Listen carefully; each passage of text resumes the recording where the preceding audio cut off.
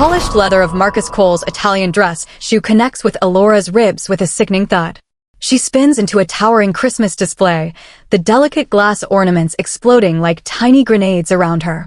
As she hits the marble floor of the luxury mall, her fitted black dress tears, and her elbow splits open against the stone. For a heartbeat, the festive music of the mall goes silent.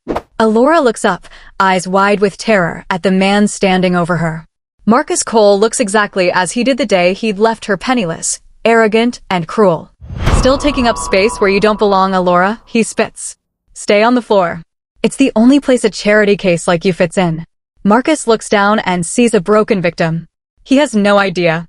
He has no idea that the woman he just kicked spent her morning in a Gangnam penthouse.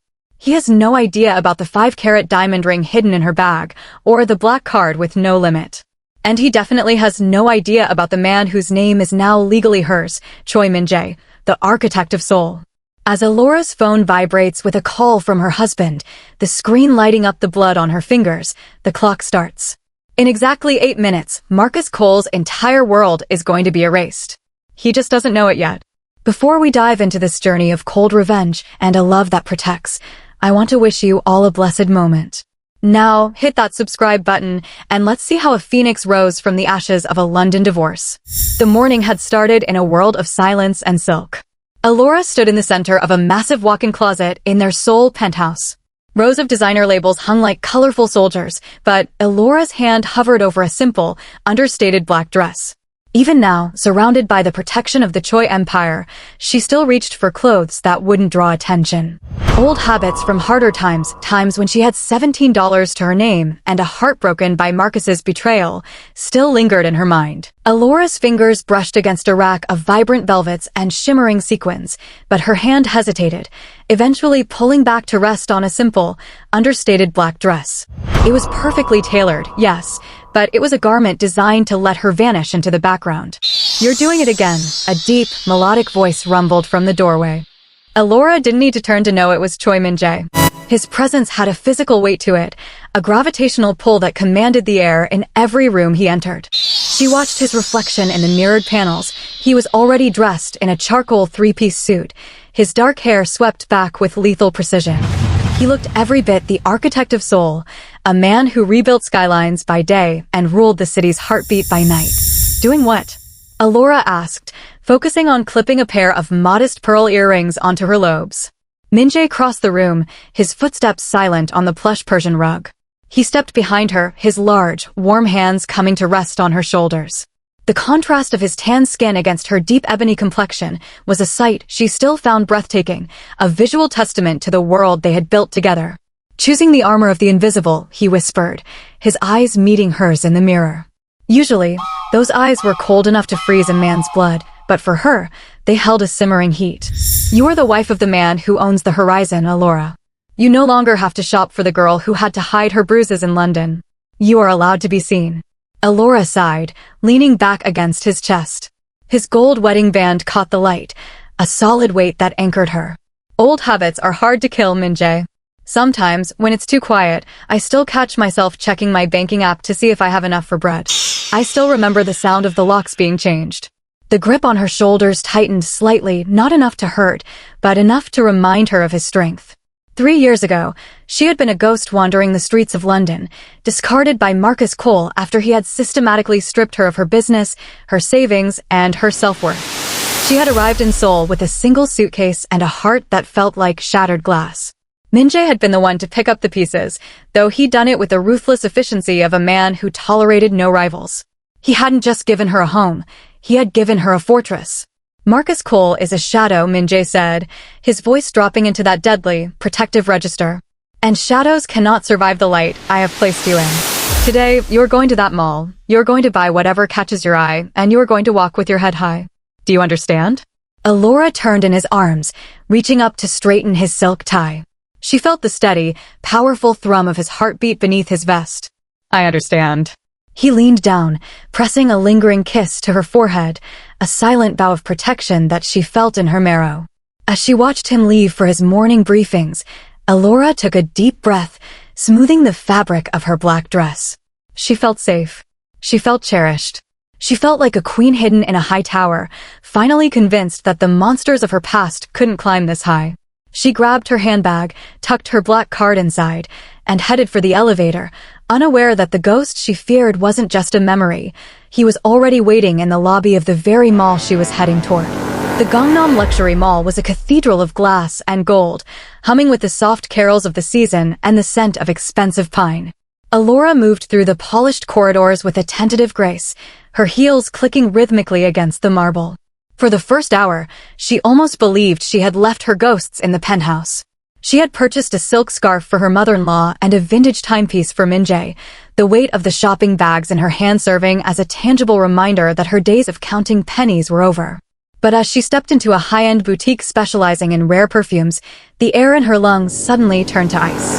A voice, sharp and laced with an unmistakable London arrogance, cut through the ambient music. "I told you, darling, if it's not the limited edition, it's not worth the shelf space." Elora froze. Her heart hammered against her ribs, a frantic bird trapped in a cage. She knew that voice. It was the sound of her own ruin. She tried to turn away, to retreat into the shadows of the display cases, but it was too late. Marcus Cole stepped into her line of sight, looking as polished and predatory as ever. Beside him was a younger woman, draped in furs, looking at the world with the same bored entitlement that Marcus had perfected.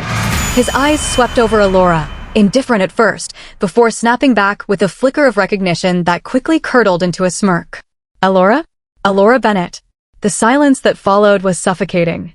Marcus took a slow, deliberate step toward her, his eyes raking over her understated black dress.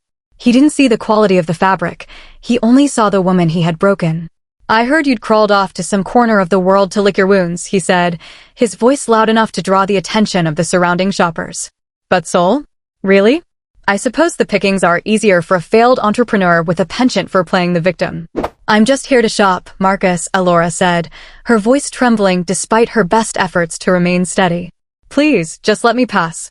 Marcus let out a short, bark-like laugh, turning to his companion. "Do you see this, Chloe? This is the woman who thought she could run a design firm. She had the audacity to cry in court when I took what was rightfully mine. She blamed me for her poverty, as if her incompetence wasn't the real thief." The memory hit Elora like a physical blow. The day Marcus had used a legal loophole to seize her business accounts, the morning she found her personal belongings piled on the sidewalk in the rain, and the humiliating realization that he had been funneling her savings into his own ventures for months. He hadn't just left her, he had erased her. "You stole my life's work, Marcus," Elora whispered, her eyes stinging. "You left me with $17 in my account and a mountain of debt that wasn't mine.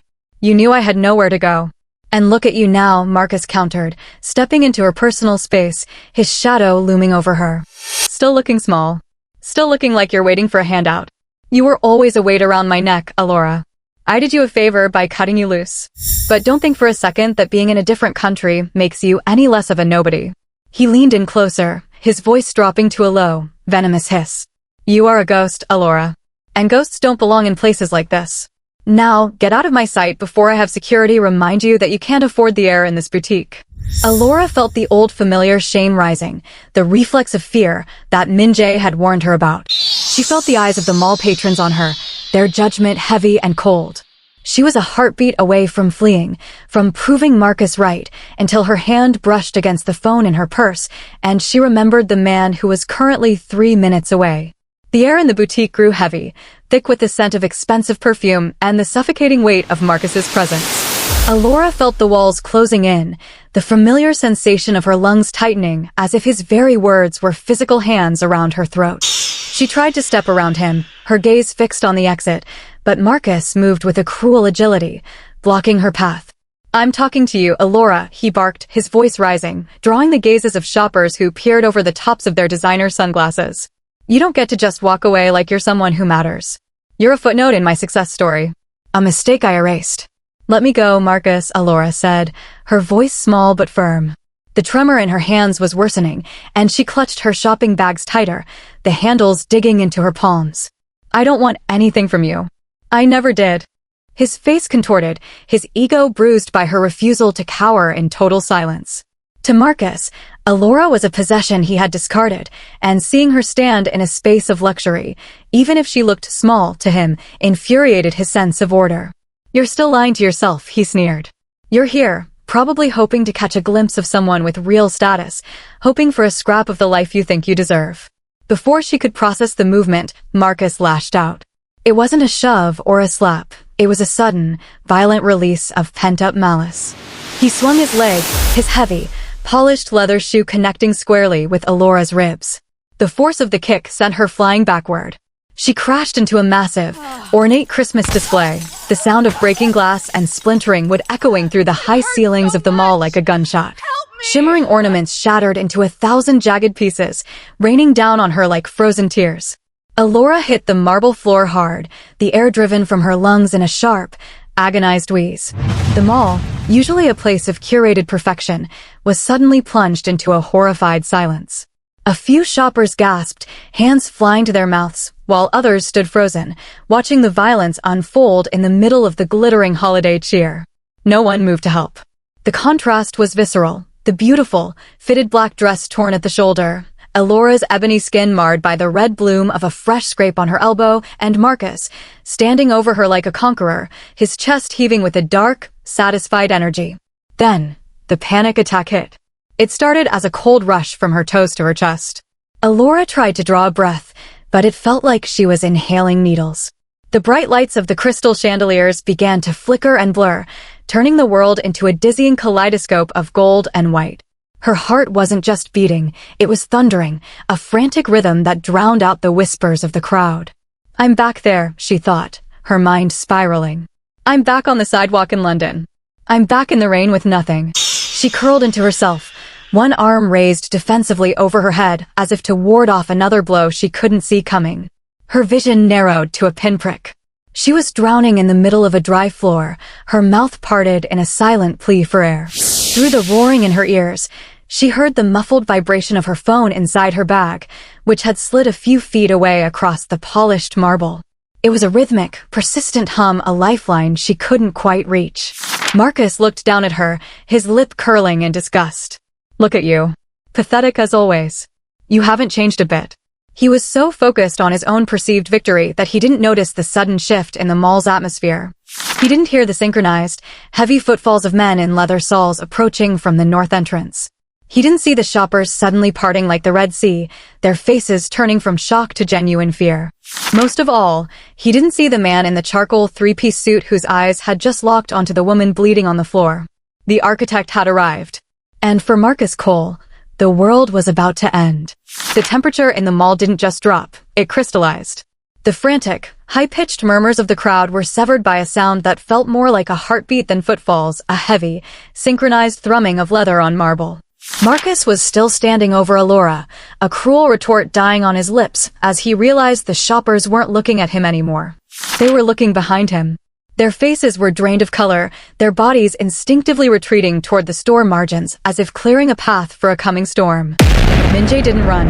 He walked with a terrifying, rhythmic composure that suggested he didn't need to hurry to claim what was his. Behind him, a phalanx of 6 men in charcoal suits and dark sunglasses moved in a tight, impenetrable V formation. They didn't shout for people to move, they didn't have to. The sheer gravity of their discipline forced the crowd to part like the Red Sea. Marcus turned, his brows furrowing in confusion. "What is this? Some kind of mall security parade?" He sneered, though his voice lacked its previous venom. He looked at the lead man, the one in the three-piece suit whose eyes were fixed on the floor with the intensity of a predator marking a kill. "Hey, you! This woman was causing a scene. She's a vagrant, I want her removed." Min-Jae didn't even acknowledge Marcus's existence. He didn't look at the shattered crystal or the hovering shoppers. His world had narrowed down to the small, trembling figure curled among the ornaments. As he reached Elora, the men in sunglasses transitioned seamlessly. They didn't stand still. They formed a living wall around her, their backs to the couple, effectively sealing the area into a private sanctuary of black silk and steel. The mall's bright, cheerful lights seemed to fail at penetrating that circle. Min-Jae dropped to one knee, his expensive suit trousers pressing into the glass shards without a care. "Elora," he whispered. The voice was unrecognizable from the cold commander who had just marched through the lobby. It was soft, raw, and laced with a terrifying undercurrent of restraint. He reached out, his gloved hand hovering for a second before gently cupping her face. Elora flinched, the reflex of a woman used to blows, and the sight of it caused a muscle in Min-Jae's jaw to jump with such violence it looked like it might snap. "I'm here," he said, his thumb brushing away a tear that had mixed with the dust of the shattered ornaments. "Breath with me. Just look at me." Elora's eyes slowly found his. The roaring in her ears began to fade, replaced by the grounding presence of the man she called home. She gasped, a ragged, shuddering breath finally entering her lungs. "Min-Jae, I didn't." "Hush," he commanded gently, his eyes scanning the tear in her dress and the blood on her elbow. His gaze lingered on her ribs where the dust of Marcus's shoe was still visible. He went perfectly still. It was the stillness of a bomb the second before the timer hits 0. "Who touched you?" he asked. It wasn't a question. It was a death sentence. Marcus, realizing he was being ignored and feeling the eyes of the crowd on him, stepped forward, fueled by the same blind arrogance that had destroyed Elora's London life. He reached out to grab Min-Jae's shoulder. "Listen to me, you arrogant." He never finished the sentence. Before his hand could even graze the fabric of Min-Jae's coat, two of the men in sunglasses moved. It was a blur of motion, precise, silent, and overwhelming. One grabbed Marcus's wrist, twisting it into a lock that forced him to his knees, while the other stepped into his personal space, the sheer physical presence of the man casting Marcus into a deep shadow. Min-Jae stood up slowly, never taking his eyes off Elora as he lifted her effortlessly into his arms. Only then did he turn his head to look at Marcus. It was the first time Marcus saw the face of the man he was dealing with, the architect who didn't just build things, but knew exactly how to tear them down. "You've had a very long life, Mr. Cole," Min-Jae said, his voice deadly and calm. "It's a pity it's going to end in the next 8 minutes. The chaos of the mall seemed to retreat behind a wall of silence as Min-Jae lowered himself back to the floor, oblivious to the cameras, the whispers, and the man struggling in his security's grip. He ignored the world to focus entirely on Elora. With a grace that defied his lethal reputation, he reached into his breast pocket and produced a silk handkerchief, snowy white and smelling of the sandalwood that defined his presence. "Look at me, Elora," he murmured, his voice a low, grounding hum that cut through the haze of her shock. She leaned against his chest, her breath still hitching in ragged intervals. Her eyes were fixed on the red scrape blooming across her elbow, the blood stark against her dark skin, and the white silk of his handkerchief as he gently dabbed at the wound. Every touch was an unspoken apology for the world's cruelty. "It's just a scratch, Min-Jae," she whispered, though her voice betrayed her. I shouldn't have come here. I should have stayed in the light."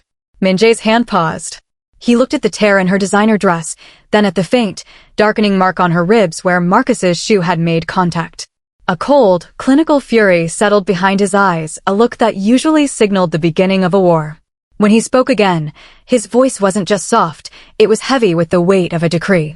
"You are exactly where you belong," he said, his thumb tracing the line of her jaw to force her to meet his gaze. "And he is exactly where he belongs. Beneath my feet." He turned his head slightly, his profile sharp enough to cut the air. 10 feet away, Marcus was being held in a kneeling position, his face purple with indignation and fear. The architect didn't look at him with anger, but with the detached interest of a scientist looking at an insect. "You stole $17 from her once, Mr. Cole?" Min-Jae asked, his voice carrying through the silent boutique. "You left her with nothing while you built your empire on the bones of her talent? I've spent the last 3 minutes reading your portfolio on my way up the elevator."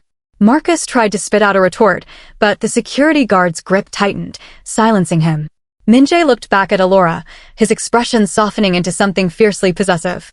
He took her hand, the one with the diamond wedding band, and kissed her knuckles, right where the dust from the fallen ornaments lingered. "Listen to me, Elora," he said, ensuring the entire room heard his vow. "In London, he valued you at nothing. Today, I am setting a new price. For every tear you shed in this mall, I am going to strip a 0 from his net worth. And for that bruise on your ribs? For every drop of blood on this floor? It will cost him $1 million. By the time we walk out of these doors, Marcus Cole will be exactly what he tried to make you. A ghost with no name and no home." He stood up, lifting Elora into his arms as if she weighed nothing. She buried her face in the crook of his neck, the scent of his cologne finally acting as a sedative to her panicked heart. "Get him to the security suite," Min-Jae commanded his men, his voice returning to its icy, administrative tone. "And call the mall's board of directors. Tell them I am buying this building. I want the floor where my wife bled replaced by tomorrow morning. I don't want a single person walking where she was hurt." As they moved toward the VIP elevators, the men in sunglasses closed ranks behind them. Marcus was dragged toward the back offices, his screams of "you can't do this" fading into the festive music of the mall. Elora felt the steady, rhythmic beat of Min-Jae's heart against her ear. The price of a bruise had been set, and in the world of Choi Min-Jae, debt collectors never left empty-handed. The VIP security suite was a cold sanctuary of brushed steel and flickering monitors, a stark contrast to the festive warmth of the mall outside. Min-Jae sat in a leather chair, Elora safely tucked against his side, his arm a solid weight of protection around her shoulders. Across from them, Marcus was slumped in a chair, his face a mask of sweating defiance as he tried to adjust his disheveled suit. "You're insane," Marcus hissed, though his voice wavered as he looked at the stone-faced men in sunglasses guarding the door. "You can't keep me here. I have lawyers. I have a reputation." "You had a reputation," Min-Jae corrected, his voice a terrifyingly calm whisper. He didn't look at Marcus. He looked at the tablet held by his lead technician. "In London, you were a predator of the vulnerable. In Seoul, you're merely a data point I am about to delete." Min-Jae tapped the screen, and the digital execution began. Outside, in the sprawling atrium of the mall, the giant 8K digital billboards that usually displayed glittering advertisements for watches and perfumes suddenly flickered to black.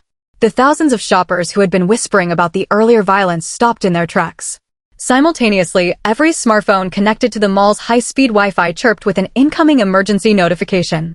The screens didn't show a movie, they showed Marcus. It was a recording from 3 years ago, captured by a hidden home security system Marcus had forgotten existed. The audio was crystal clear, echoing through the mall's high-end speakers.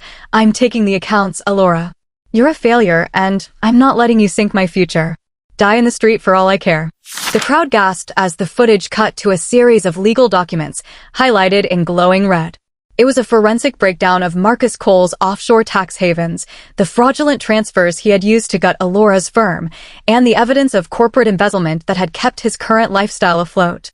That's private," Marcus stammered, his face turning a sickly shade of gray as he watched his own downfall projected on the monitors in the room. "You can't do this." "I am the architect," Min-Jae said, finally turning his cold, obsidian eyes toward Marcus. "I build the systems this city runs on. Did you really think your firewalls could keep me out?" On the screens outside, a ticker appeared at the bottom of the documents, current net worth of Marcus Cole, calculating. The numbers began to plummet in real time. In the age of viral connectivity, the leak had already hit the London Stock Exchange and the global news cycles. Marcus watched as his investors pulled out, his board of directors issued a public termination notice, and his personal bank accounts were flagged for international freezing, all within the span of 90 seconds. Elora watched the screen, her hand gripping Min-Jae's sleeve. For 3 years, she had carried the weight of Marcus's lies, the shame of being told she was the failure. Now, seeing the truth laid bare before thousands of people, the heavy stone in her chest began to dissolve. The man who had kicked her was being dismantled not with a fist, but with the truth. "Look at the screens, Marcus," Min-Jae commanded. "The world finally sees you for exactly what you are. A thief who hides behind a tailored suit." The final image on the mall screens was a high-resolution photo of Marcus mid-kick from 30 minutes prior, frozen in his moment of cowardice. Below it, the text read, "Marcus Cole, debt collected." Marcus collapsed back into his chair, the arrogance finally drained from his features, leaving behind only a hollow, terrified shell. He had come to the mall to humiliate a woman he thought was nothing. Instead, he had walked into a trap set by a man who considered Elora his everything. The digital ghost of Marcus Cole was all that remained. The man himself was already a memory. The silence in the security suite was heavier than any physical weight. Marcus stared at the monitors, watching the red digital ticker of his net worth hit zero with the finality of a heart monitor flatlining. His breathing became shallow, a frantic, hitching sound that filled the room as the realization finally pierced through his layers of narcissism. This wasn't just a legal dispute or a temporary setback. This was a total erasure. He looked up at Min-Jae, really looked at him for the first time. He saw the precision of the suit, the stillness of the men guarding the doors, and the terrifying, absolute authority in the man's eyes. The name Choi Min-Jae had been a whisper in the high-stakes circles Marcus tried to orbit, a name associated with invisible power and the kind of wealth that didn't just buy companies, but controlled the shadows beneath them. You're the architect, Marcus stammered, his voice cracking, losing its polished edge. I didn't know. I swear, I didn't know she was with you. The arrogance that had defined him just 20 minutes ago vanished, replaced by a desperate, sweating cowardice. He scrambled off his chair, his knees hitting the floor with a dull thud. He tried to move toward Elora, but a silent, sharp movement from one of the security guards pinned him in place. Elora, please, Marcus begged, his hands clasped as if in prayer. Talk to him. Tell him I was just stressed. We have history, Elora. Think of London. I was angry, I didn't mean it. Tell him to stop the freeze. My fiancé, her family, they'll destroy me. As if on cue, Marcus's phone, which had been confiscated and placed on the steel table, lit up. The caller ID read Chloe. Min-Jae nodded to his technician, who tapped a key to put the call on speaker. Marcus? Chloe's voice was hysterical, vibrating with a mixture of rage and social panic. What the hell is on the screens at the mall? My father just called, he's seen the fraud reports. He's seen the video of you kicking that woman. The engagement is over, Marcus. Do not call me. Do not come to the house. Security has been told to use force if you step on the property. The line went dead. The silence that followed was even more brutal. Marcus let out a strangled sob, his forehead pressing against the cold floor. Please, he whimpered, the sound echoing off the metal walls. I have nothing left. You've taken everything. I'll leave Korea. I'll never speak her name again. Just give me enough to get home. Min-Jae didn't move. He remained seated, his arms still draped possessively around Elora, his expression one of mild, clinical boredom. You spent years convinced that Elora was nothing without your permission to exist, Min-Jae said, his voice a low, terrifying silk. You found joy in her hunger. You found power in her homelessness. And now you want mercy because your pockets are empty. Min-Jae turned to Elora, his thumb tracing a soothing circle on her shoulder. He's begging my love. The man who once stood over you while you bled among the ornaments is now a dog at your feet. What do you want to do with him? Elora looked down at the man who had once been the sun and moon of her universe, the man she had once feared more than death itself. Watching him shake on the floor, stripped of his money and his fake social standing, she realized that the monster wasn't a giant. He was a small, hollow man who had only seemed big because he had kept her on her knees. She felt Min-Jae's strength backing her, a wall of iron that allowed her the space to breathe. For the first time in 3 years, she didn't feel the reflex of fear. She felt a cold, clear clarity. He wants enough to get home, Min-Jae, Elora said, her voice steady and echoing with a newfound authority. Marcus looked up, a spark of pathetic hope in his watery eyes. Yes, Elora. Please. Just a ticket. Elora leaned forward, her eyes locking onto his. I remember when I begged you for the same thing after the divorce. Do you remember what you told me, Marcus? You told me that $17 was more than I was worth. She paused, a small, sad smile touching her lips. I think it's time you learned how to live on that. Min-Jae stood slowly, his movements possessed of a lethal, fluid grace that signaled the end of his patience. The air in the security suite grew thin as he adjusted his cuffs, his eyes never leaving the trembling, broken form of Marcus on the floor. He took a single step toward the man, a step that promised a physical reckoning to match the financial ruin he had already delivered. The men in sunglasses shifted their weight, prepared to handle the aftermath of what the architect was about to do. But before Min-Jae could bridge the gap, Elora's hand caught his wrist. It wasn't a frantic grab or a plea born of fear. It was a firm, steady anchor. Min-Jae stopped instantly, his entire body humming with a dark energy that only she could dampen. He looked down at her, his brow furrowing in a rare moment of confusion. He hasn't felt the weight of his actions yet, Elora, Min-Jae said, his voice a low, vibrating growl of protective fury. The screens took his money. I am going to take his pride. Elora stood up. She didn't lean on the chair for support, and she didn't hide behind Min-Jae's massive frame. She stood on her own 2 feet, smoothing the torn fabric of her black dress with a hand that had finally stopped shaking. The reflex of fear, the instinct to cower and wait for the blow, had been replaced by something quieter and far more dangerous, self-possession. Look at him, Min-Jae, she said, her voice clear and resonant in the steel-walled room. She walked past her husband, stepping into the space between the protector and the predator. She looked down at Marcus. He was a pathetic sight, his expensive suit stained with sweat and tears, his eyes darting around like a trapped animal's. He wasn't the monster from her nightmares anymore. He was just a small, hollow man whose only power had been the lies she'd finally stopped believing. "Let him go," Elora said. Min-Jae's eyes flashed. "Elora, he laid a hand on you. In my world, that is a debt that can only be paid in blood." "In your world, maybe," Elora countered, turning back to meet her husband's gaze. She reached out, placing her hand over his heart, feeling the rapid, violent thrum of his pulse beneath the silk of his vest. "But don't give him the satisfaction of being important enough to stain your hands. He isn't worth the prison time. He isn't worth the scandal. Most of all, he isn't worth another second of our life."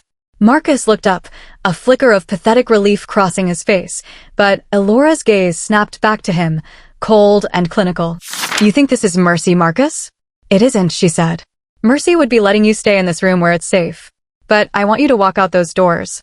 I want you to walk through that mall where your face is on every screen. I want you to go back to a home you can't pay for and a life that doesn't want you. I want you to feel the weight of being invisible, just like you tried to make me feel." She turned to the security detail, her voice ringing with the authority of the woman she had become. "Take him to the service exit. Throw him out into the cold. Give him exactly $17 from my purse, the price he put on my life. Let that be the last thing he ever receives from the name Bennett." Min-Jae watched her, his fury slowly dissolving into a profound, shimmering pride. He saw the woman he had married truly emerge from the shadows of her past. She wasn't just his wife anymore, she was his equal. As Marcus was dragged out, sobbing and pleading for a coat he didn't deserve, Elora didn't even watch him go. She kept her eyes on Min-Jae. The reflex was broken. The ghost was gone. She reached out and took his hand, her diamond ring catching the sterile light of the room. "Let's go home," she whispered. "I think I'm done shopping for today." Min-Jae pulled her into his arms, kissing her forehead with a reverence that spoke of 1,000 unspoken vows.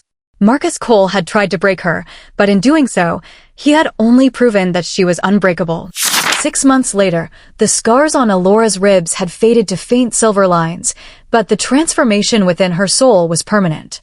She stood before a sleek, limestone building in the heart of Seoul's business district, the morning sun glinting off the brushed steel sign that read, "The Bennett Shield." It was a sanctuary born from the ashes of a London sidewalk and the cold justice of a Gangnam mall. Using the massive legal settlement clawed from the remains of Marcus Cole's estate and a significant personal investment from the Choi Empire, Elora had created the first international foundation dedicated to providing legal, financial, and physical protection for women trapped in the high-stakes world of elite abuse. The lobby was filled with the scent of fresh lilies and the hum of purposeful activity. There were no dark corners here. Every inch of the space was bathed in light. As Elora walked through the halls, her heels clicked with a confidence that no longer needed to hide. She wore a tailored suit of ivory silk, her natural curls styled in a bold, regal crown that framed a face finally at peace. She wasn't just the wife of the architect anymore, she was the architect of her own legacy. In her private office, a single framed item sat on her desk, a small, transparent envelope containing $17. It was a reminder of where she had been, but it no longer held any power to make her feel small. It was a relic of a past life, a museum piece from a war she had won. A soft knock at the door preceded the arrival of Min-Jae. He looked as commanding as ever, but as he stepped into her space, his sharp features softened into a look of pure adoration. He didn't come to lead her today, he came to stand beside her. He held a glass of champagne in one hand and a tablet in the other, showing the morning headlines. Marcus Cole had been spotted in a London soup kitchen, a nameless face in a long line, finally experiencing the invisibility he had once tried to weaponize against her. "The board is ready for the ribbon cutting," Min-Jae said, his voice a warm caress. He set the glass down and took her hand, his thumb tracing the diamond that symbolized their union. "You've done it, Elora. You've turned your pain into a fortress for others." Elora looked out the window at the Seoul skyline, the city she once feared now feeling like the home she had searched for her entire life. "I used to think that being safe meant having a man to protect me," she whispered, turning to face him. "But you taught me something better, Min-Jae. You gave me the floor so I could learn how to stand on it myself." He pulled her into his arms, and for a moment, the world outside, with all its shadows and predators, didn't exist. There was only the steady beat of two hearts that had found each other in the dark. As they walked out to the balcony to address the crowd of survivors, lawyers, and supporters waiting below, Elora felt a profound sense of closure. She reached into her bag and pulled out her phone. There was a final, pathetic email from Marcus in her junk folder, a wall of text filled with excuses and pleas for a second chance. Without reading a single word, she hit the delete button. The ghost was officially exorcised. Elora stepped up to the podium, the wind catching her hair as she looked out at the faces of women who, like her, were ready to rise. She took the ceremonial scissors, the gold blades catching the light, and with one swift, decisive motion, she cut the ribbon. The Bennett shield was open. The victim was gone. The queen had arrived. And as Min-Jae's hand found the small of her back, a silent promise of eternal support, Elora Bennett Choi finally knew what it felt like to be truly, irrevocably free. Family, Elora's journey from the woman on the mall floor to the founder of the Bennett shield shows us that no matter how dark the cage of your past, there is always a way out when you finally realize your own worth. If you loved seeing Marcus Cole's hollow empire crumble and Elora's powerful rise to peace, give this video a thumbs up. What was your favorite moment of justice in this story? Was it the digital execution of Marcus's reputation, or the moment Elora handed him the $17? Let me know in the comments. Don't forget to subscribe for more stories of protection, revenge, and the ultimate triumph of the human heart. Until next time, stay strong and keep breathing.